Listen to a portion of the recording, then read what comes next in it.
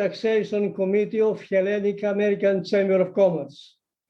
I have the honor and the great pleasure to welcome this afternoon in a digital discussion at our 17th Tax Forum in Athens, Greece, two distinguished international personalities from the academic and the business sector, connected with us from the other side of the Atlantic, accordingly Texas and Chicago. On one side, Dr. Lorraine from Texas, professor in law in business school at Texas University, considered one of the founders of the field of transfer pricing economics and best known for her publications on this important subject. On the other side, Mr. Graeme from Chicago, Vice President, Global Taxes Transfer Pricing at Procter & Gamble, Cincinnati, Ohio, who happens to be my former colleague at the European Tax Division of P&G in Brussels. The subject of our chart relates to the reformation of the global tax rules, addressing the challenges of the digital economy as regards to the transfer price regulations and the arm's length principle and tax immunity avoidance. To make best use of the restricted available time, we have prepared two critical questions for our guests as follows, starting from Professor Eden. Do you hear me? Yes, I do. Thank you. To Professor Lorraine, in general, to what extent are current transfer pricing package regulations and the arm's length principle, also known as OECD Bible, indeed are adequate to tackle the current challenges from a business and tax administration's perspective? Professor Lorraine. Thank you very much. First of all, let me say I'm delighted and honored to be invited to speak at your conference today. And so thank you very much for that invitation. So the question is, how adequate is the OECD Bible at handling today's transfer pricing problems? And I think it's more than adequate. I probably would give it a BB plus if I were back teaching and grading the performance. Let me back up and say why I think that's the case. All the people who've complained that the arm's length principle cannot handle today's economy, I think frankly have been shooting the messenger. The problem has been more in the international tax rules than I think with the arm's length principle. And what I mean by that, the international tax rules, the source and residence rules, whether countries had worldwide taxation or were on territorial systems, and the definition of what nexus was for allocating income. When you set up the big international tax rules, transfer pricing and the arm's length principle become the way to allocate income between residence and source principles. And I think the real problem, and that's what started the whole BEPS situation, was the problems of the loopholes in the international tax system and the way that not only multinationals, but also national governments affected the rules so as to provide opportunities to shift income into tax havens and into investment hubs. The BEPS project was started because of base erosion and profit shifting. And I think the first BEPS project was actually fairly successful at that, at getting rid of things like Dutch sandwich and the two-headed Irish multinationals and a variety of hybrid and other rules. The multilateral instrument is only partially adopted, though. So many of the things that were in that original BEPS are still being put in place. So I would say, as my answer is, I think the transfer pricing rules are more than adequate to handle today's problems. Once BEPS 1 is fully implemented, I think I would give the system a B+, and I'll stop there and pass to Thank Mr. you. Wood. Thank you, Lorraine. I return now the voice to Graeme. Graeme, with your experience in the traditional consumer products business, what is your perspective on the efficacy of today's regulations and the arm's length principle? Please comment quickly as well on the above question as it relates to a company such as Procter & Gamble with regards to subjects like intra-group documentation, intellectual property ownership, permanent establishment, as well as headquarter expenses allocating principles. Graeme. So Stavros, thank you very much. I'd like to say good afternoon to everyone, and it's my pleasure as well to be with you today from a cold, albeit sunny Ohio. I've been with Procter & Gamble for 30 years, known Stavros for a few of those years. As he said, he and I were colleagues when I was based in Europe. Maybe in responding to the question and building on what Lorraine has said, perhaps a few comments with regard to Procter & Gamble. First of all, though, perhaps I would say, generally, I actually agree with Lorraine in this regard. And perhaps let me just explain why I get there before I come on to talk about some of the specifics which Stavros mentioned. So I think, we are a traditional consumer products company. We've got sales in almost 200 countries. We've got presence on the ground in almost all of our substantive countries. So presence on the ground in more than 70 countries. And, we can't penetrate a market really without having presence on the ground. So where we've got a reasonable sized business, we've got that presence there. The way in which we've sought to manage our transfer pricing affairs is through building a network of bilateral APAs covering essentially all of our different types of transactions, whether it be for intellectual property, distribution, manufacturing, services, etc. They've all been founded on today's arm's length principle, the OECD Bible, and I think we have been very successful in doing so. And I think that is a testament to the efficacy of the arm's length principle as it works. Now, I know there's been criticism that it doesn't fit in today's business environment. I would certainly say that for a company such as ours, a consumer products business, I think it does fit. Now, I think it works well, and that's certainly been our experience. There's been an expansion of documentation. I think, as Stavros mentioned in the question, with such as C by C, master file. I think that's created more work. But I think where you are in a situation where companies have a transparent approach to managing their tax affairs, where they're operating as we have done through bilateral advanced pricing agreements, I don't really see it as being a really big deal. Yes, there's a challenge sometimes with misinterpretation of misuse of the data, but I would say we've been very happy with how the transfer pricing guidelines generally have worked. Of course, there are some challenges. I think intellectual property ownership. I think there's a question of how people apply the concept of DEMPI, which I think can bring some challenges with it.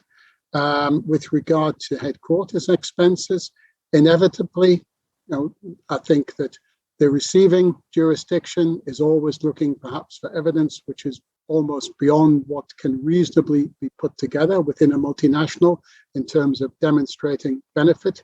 And no one incurs those expenses just for the sake of incurring them. But of course, it's always in the eye of the beholder as to whether they actually benefit the entity being charged. I think if we come on to the permanent establishment question, which I think perhaps starts to segue us into the second question, I think the biggest challenge is Do you have a permanent establishment, and or is there adequate attribution of income to the market for local operations? Now, those two things are inextricably linked. And I think they are effectively at the crux of what you would call would be BEPS 2.0. Now, I do think that often you've got unrealistic expectations to deal with in terms of attribution to the market. I think traditional comparables benchmarking, it can obviously be the subject of much debate. The MAP process for distribution, attribution to the market, perhaps is overburdened with dispute in the area of distribution. And I think that's potentially where, if you look at the arm's length standard, while I think you would say it is fit for purpose, is there or was there scope for perhaps some simplification, which may have made it less burdensome, both for multinationals and for tax administrations, if we think about going forward. So that I would perhaps leave it there, and maybe Lorraine, anything to add perhaps to those comments? I guess the only thing I would add, Graeme, I agree with everything you said here, actually, but I would add, I really think action items 8 to 10 in the original BEPS, when put into the 2017 guidelines, go a long way to solving the problem. Now, I understand there's been difficulties valuing DEMPI contributions, but for me, the key thing is we can't simply separate into routine and non-routine anymore. It's not as simple as this entity is routine and gets a routine return, and all that's left over go to the non-routine entities. I think there's a movement along a line now where any entity can actually be involved in providing some return. I've been doing some work with Yves Hervé and some economists at NERA on Shapley value, which I actually think is well designed to handle the 21st century multinationals, action items 8 to 10, and focus on understanding DEMPI contributions and which entities bear the risk and therefore need some reward for risk. So I guess I'm saying, I think that fully implemented BEPS 1 would get us to B+, and a more sophisticated look at the transfer pricing rules could push us all the way to an A- here. So I actually think many of the things we've done over the last couple of years were not needed to handle the digital economy and digitalizing multinationals. Okay. Thank you. We don't have a lot of time. We have about 10 minutes more maybe.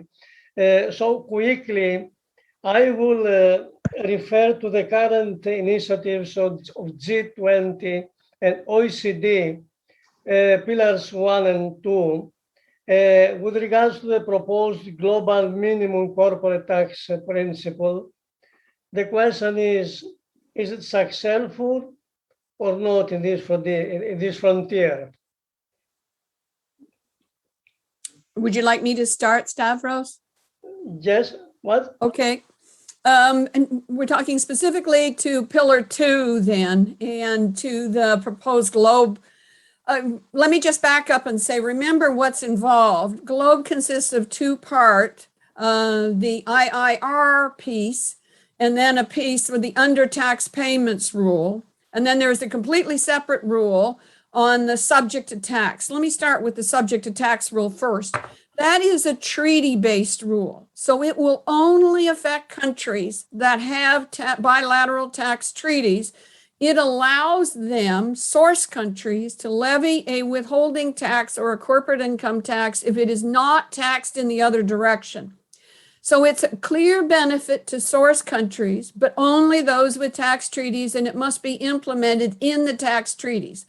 So from a developing country perspective, I think this is a good proposal, but it only benefits a few developing countries because most of them don't have tax treaties. And when they do, they have them with each other. So it's simply redistributing income among the, well, of course, some of them will be havens. If you have tax treaties with havens, but in general, the subject to tax treaty rule, I think, is not a big benefit for developing countries, although it is a movement in the right direction. Now, if we talk about the GLOBE proposals and we talk about the combination, the IIR piece basically tops up a minimum tax to 15% everywhere that a multinational has a legal entity. So in other words, it either has a standalone subsidiary or it has a permanent establishment. So the existing nexus rules apply and the C by CR rules determine which sizes of multinationals are in. The problem I have with this rule is it is not going to work the way that the traditional rules worked. The way a worldwide tax system works is the residence country sets a rate, the source country gets a foreign tax credit up to the residence country rate. Now, the problem with the proposed globe rules is the residence country is getting first crack at the income. What developing countries wanted was they wanted the undertax payments rule, the second piece of this, to go first, which would give the source countries first crack.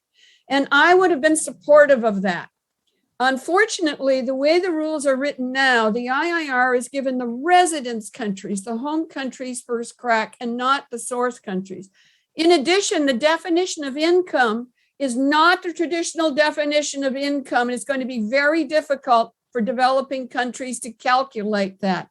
So the original globe proposals, I think, unfortunately, are not going to offer much benefit to developing countries. And I'll pass it now to Graeme for his views on this. Yeah, I mean, I think with regard to the globe proposals, then I think that obviously the target of the globe proposals was the investment hubs, essentially. With low tax rates. Now, how will investment hubs probably respond?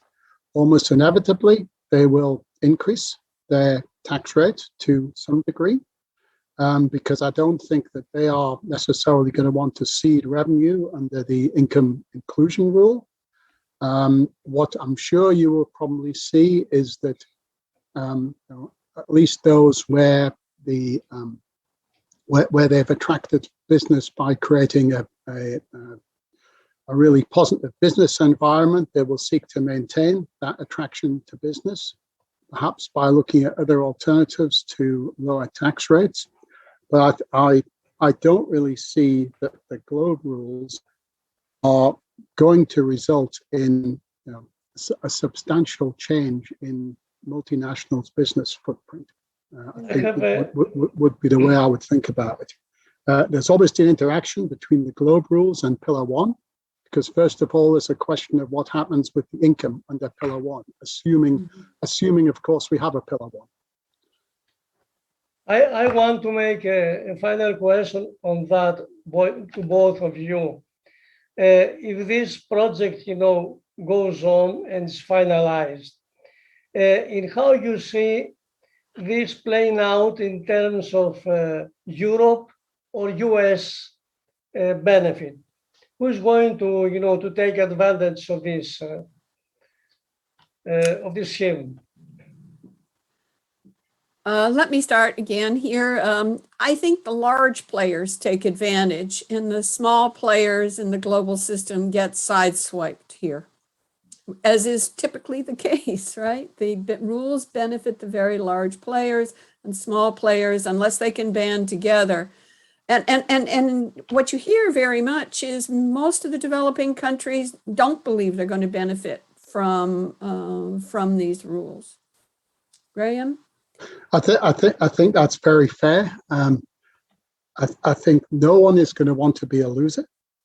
And that I think is, to some extent, is going to drive where this will go.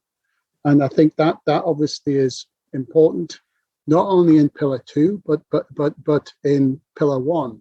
And I think if you look at Pillar 1, what obviously is also going to be incredibly important if Pillar 1 is going to be successfully implemented, will be the need for the US to participate. And it would seem perhaps unlikely that a US participation would result in the US being a loser. from it. So one would think that if you looked at it overall, that I think that would fit with Lorraine's comment around it's more likely that the large countries will perhaps benefit. And certainly, you've certainly seen that reaction from organizations such as ATAP, who have questioned as to whether this is really dealing with their concerns. You think, Graeme, that the US is going to benefit? I think that remains to be seen.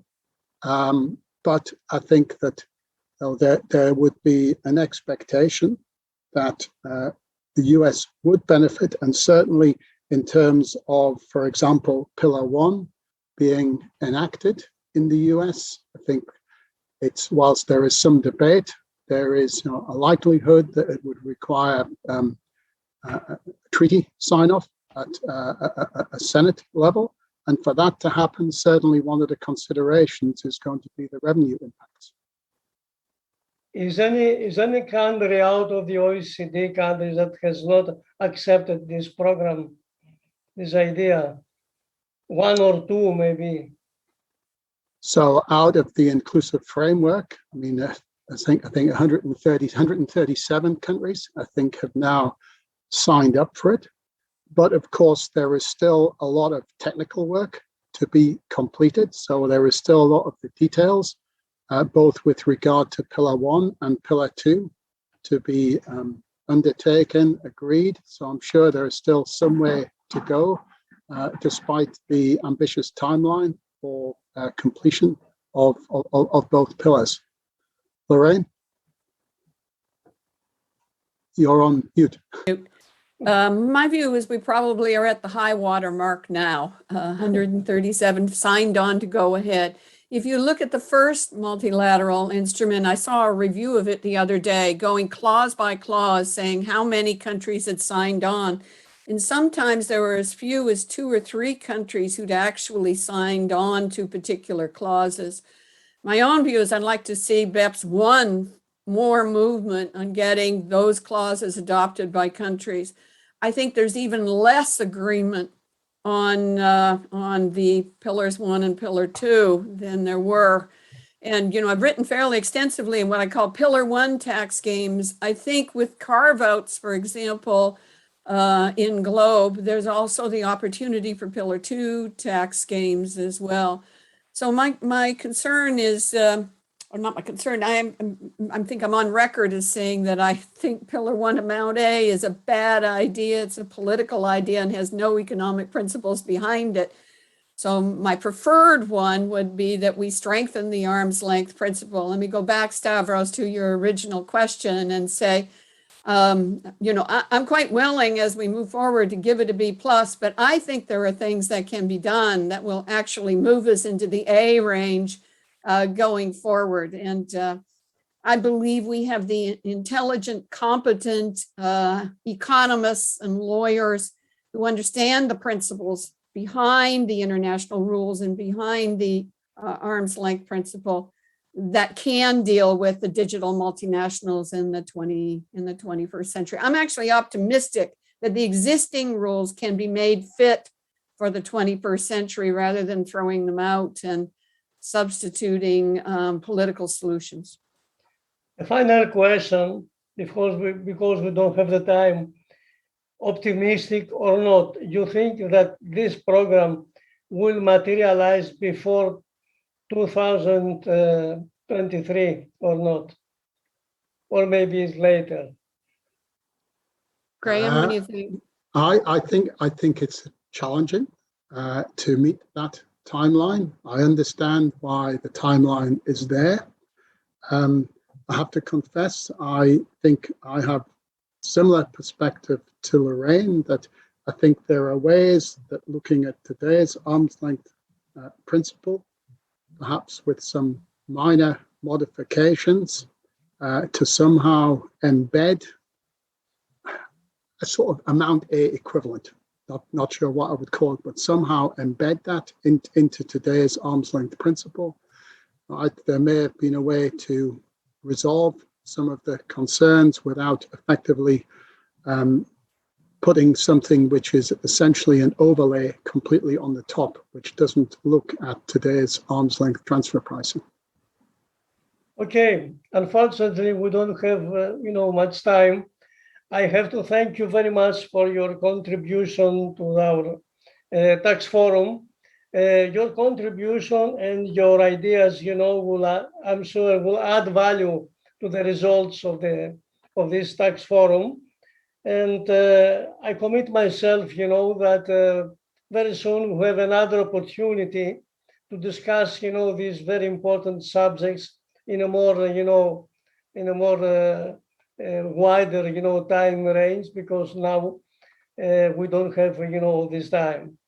Thank you very much indeed from the Taxation Committee and from the administration, the presidency of the Hellenic American Chamber of Commerce, and especially to you, Graeme, because for the time we had many years to see each other. I'm very glad you are in a good shape. And, it reminds me, the good work we had on tax projects in the period I was in Procter & Gamble. Delighted to participate, and great to see you as well, Stavros, and Lorraine. And thank you very much too. Thank you very much, Professor. It was a very good opportunity to talk and see each other. Soon we will talk again. Thank you very much. Look forward to that. Thank you very much again. Good night. Bye-bye. Thank you. Bye-bye.